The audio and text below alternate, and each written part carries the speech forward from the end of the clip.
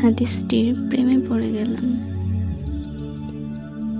আয়েশা রাদিয়াল্লাহু আনহা থেকে বর্ণিত, তিনি বলেন, আমি ও রাসূল সাল্লাল্লাহু আলাইহি ওয়াসাল্লাম একই পাত্র থেকে গোসল করতাম যা আমাদের মধ্যে থাকত। তিনি আমার চেয়ে অগ্রগামী হলে আমি বলতাম, আমার জন্য রাখুন। ভালোবাসা প্রকাশ করতে হয়। স্ত্রীর প্রতি ভালোবাসার বহিঃপ্রকাশ করা মহানবী সাল্লাল্লাহু আলাইহি ওয়াসাল্লামের সুন্নত। আল্লাহর রাসূল সাল্লাল্লাহু আলাইহি ওয়াসাল্লাম বিভিন্ন সময়ে স্ত্রীদের সাথে বিভিন্ন রোমাঞ্চকর কথা বলতেন।